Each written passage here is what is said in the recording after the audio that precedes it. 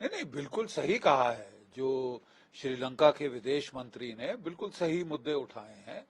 बात यह है कि जो कनाडा है, ये एक तो डबल स्टैंडर्ड्स वेस्ट के, वो अगर ओसामा बिन लादेन को मारना है, अयमान अल जवारी को मारना है, हुसैनी किसको भी मारना है, जहां तहां जाके वो मार देंगे कि साहब ये टेररिस्ट है।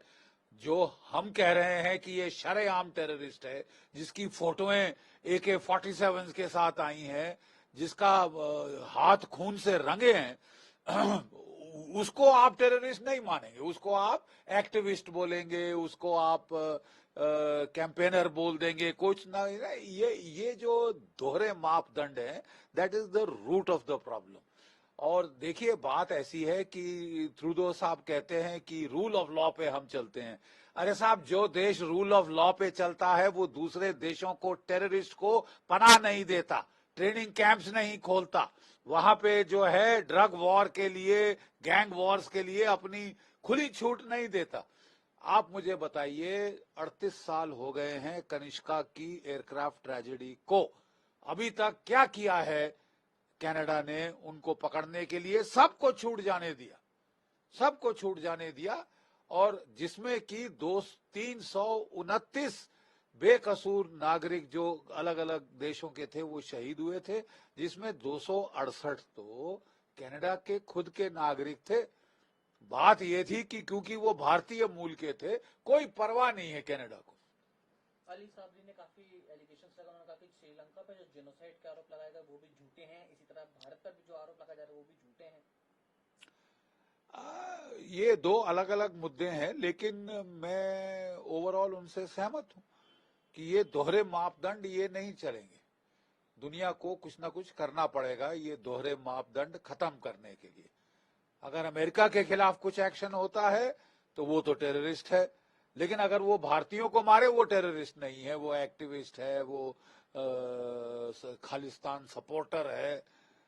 ये बकवासबाजी है बिल्कुल।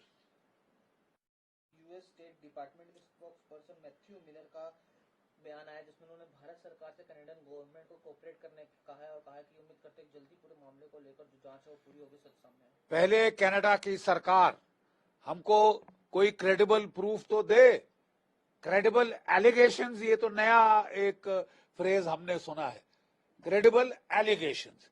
क्रेडिबल प्रूफ कहां है? Where is the proof? Show us the proof. Canada की सरकार ने कोई प्रूफ नहीं दिखाया, ये तो शूट एंड स्कूट है। मारो, आरोप लगाओ कि आप कालिख पोत दो, थोड़ी तो कहीं ना कहीं चिपक जाएगी दीवार पे।